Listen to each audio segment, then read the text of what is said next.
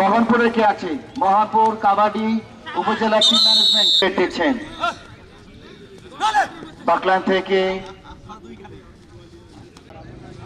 হ্যাঁ হ্যাঁ, আসুক আসুক আসুক, সবাই আসুক।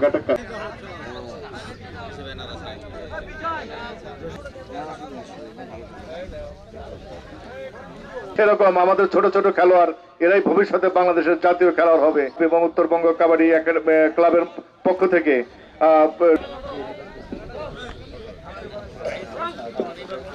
জাতীয়তাবাদী দল বিএনপি কেন্দ্রীয় কমিটি এবং শাসিত করে নেওয়ার জন্য উত্তরবঙ্গ কাবাডি ক্লাবের সম্মানিত সাধারণ সম্পাদক জনাব আতিকুর রহমান ফুল দিয়ে বরণ করে নিচ্ছেন আজকের অনুষ্ঠানের করতালি শুভেচ্ছা।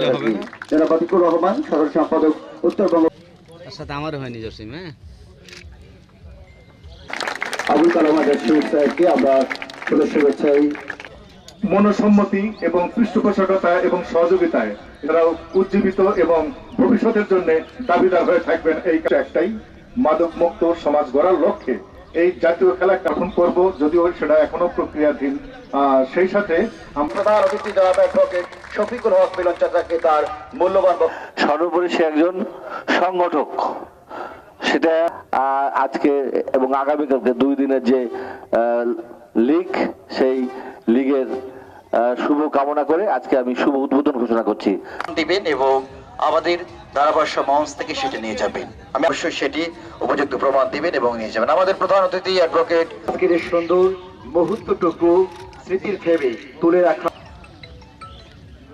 ভিডিও করে রাখছে আজকের এই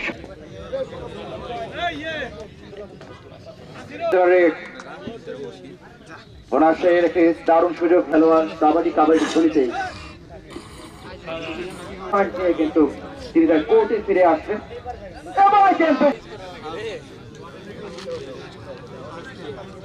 একটি পয়েন্ট কিন্তু ছিনে আনবে, এটা হচ্ছে বিভাগীয় মুক্তিযুদ্ধ। মোহনপুরে কে আছে? মোহনপুর কাবাডি উপজেলা টিম ম্যানেজমেন্ট দিচ্ছেন বাকলান থেকে।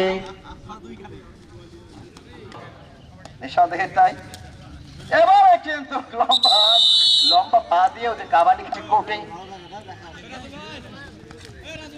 এটাকে যদি ধরতে পারে তবে সুপার টেক। আর যে বডি স্ট্রাকচার প্রতিপক্ষ দলের খেলোয়াড়রা, হোক সেটি বাইরের দেশের হোক সেটি অন্য ডিপার্টমেন্টের, তারা কিন্তু ভয় থাকে। কারণ তুমি